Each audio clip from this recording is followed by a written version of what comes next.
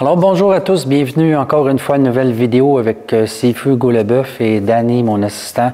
Aujourd'hui, on va vous travailler les petites techniques d'autodéfense qu'on enseigne au deuxième niveau. Donc à partir de la deuxième forme, il y a des principes de base qu'on va mettre en application dans des situations d'autodéfense.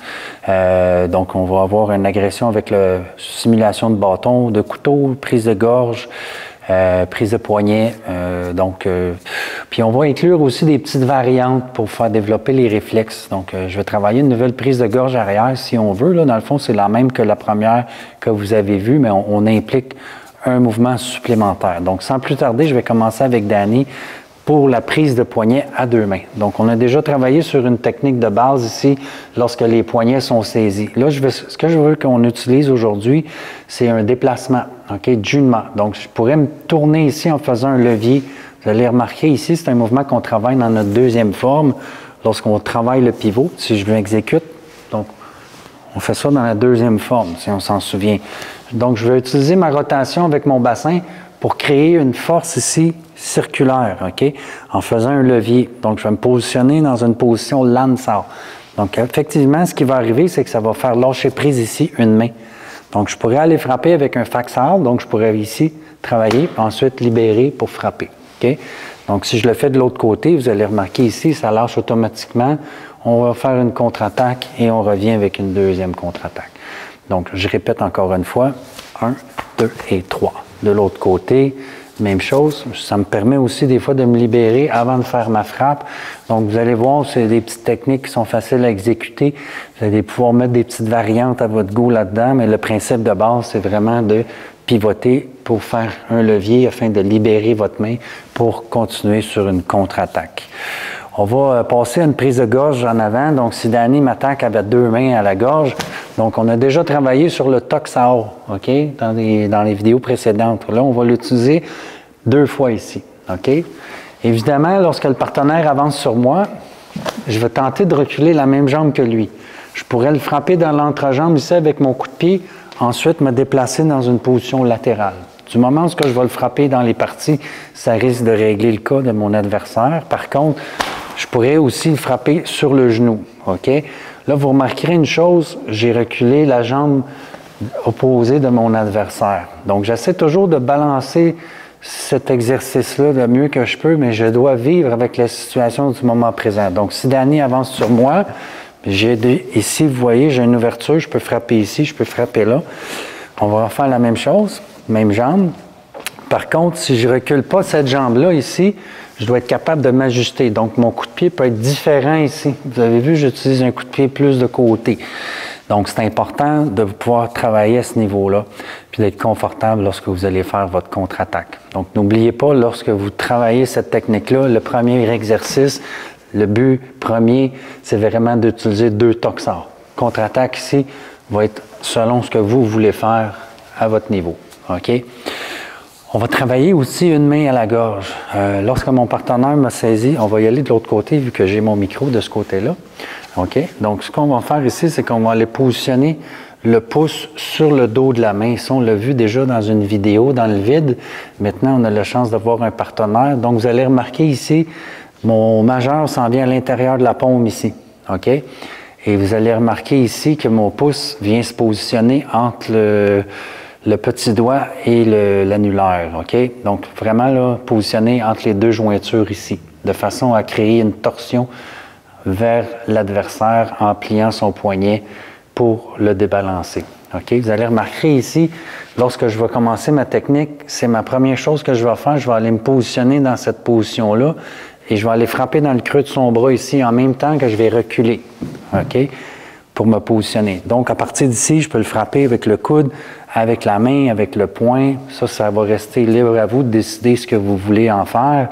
On va inverser notre partenaire de côté pour qu'on puisse le voir maintenant dans un angle différent.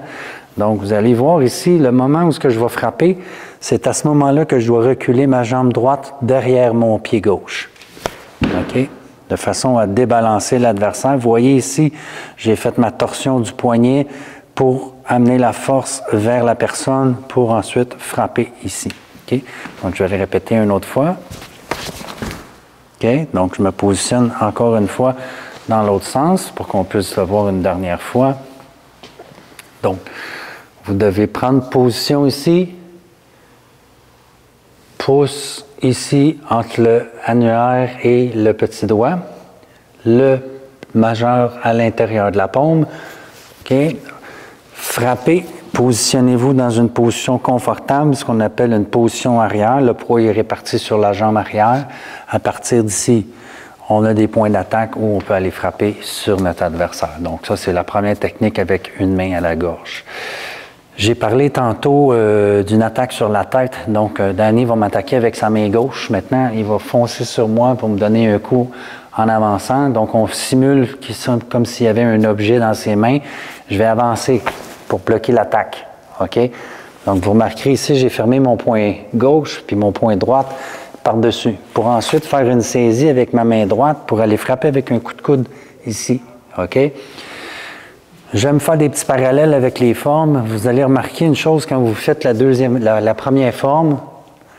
On pense toujours, lorsqu'on ouvre ici pour aller frapper avec les tranchants de les mains, qu'on va déployer les coudes. D'accord? Donc, vous allez remarquer ici une similitude.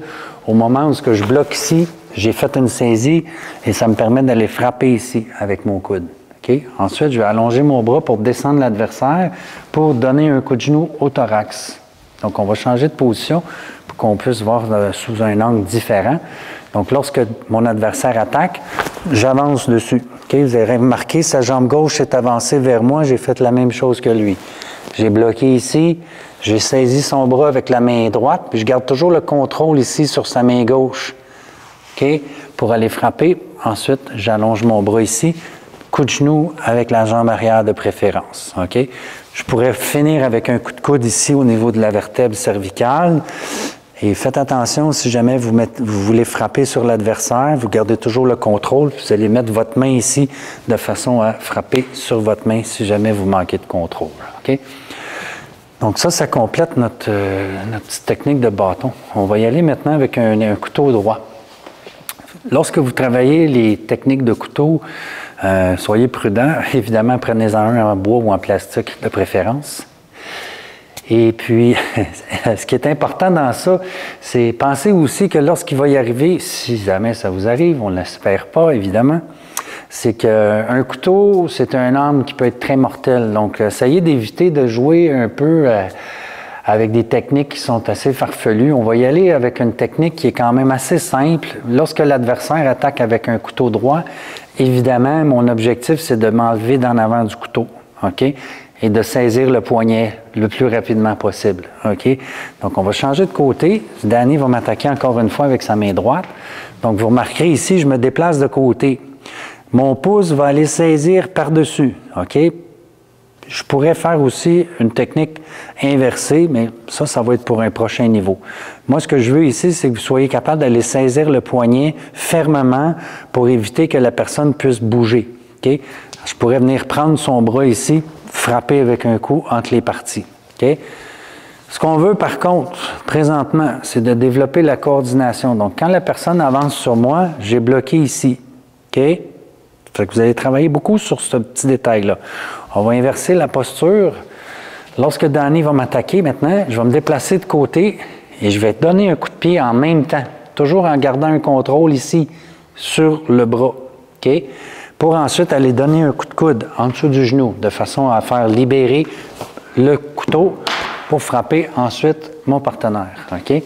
Encore une fois, il va y avoir une multitude de possibilités. Ça, c'est sûr que vous allez avoir l'opportunité de travailler différentes techniques.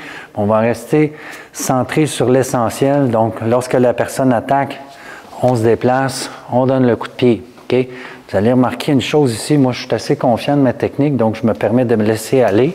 Je vais laisser ma main en garde ici. Frapper. Je peux frapper ici pour donner un coup directement sur le poignet.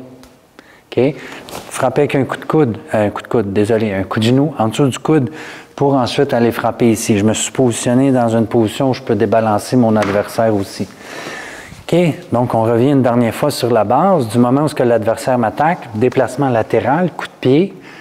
On a la main en garde, coup de genou, coup avec la paume, ici, directement la paume au visage. Donc, Avec un travail acharné, vous allez réussir à maîtriser cette technique-là. C'est clair et net que si vous êtes dans une situation de stress, ça peut être des fois assez difficile à gérer.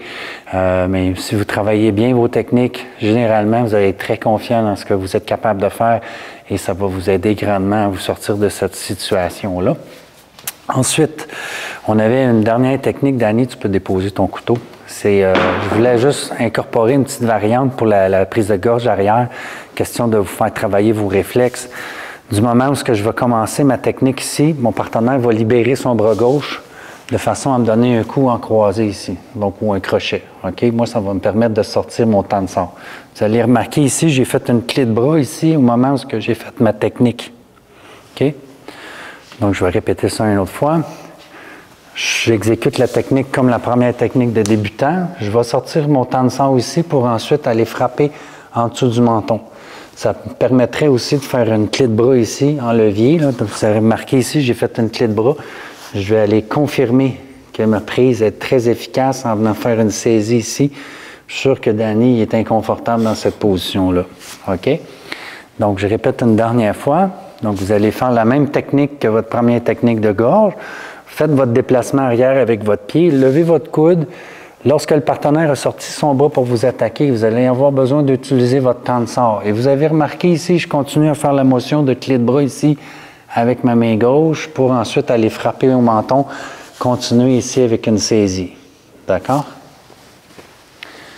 Merci à Dani.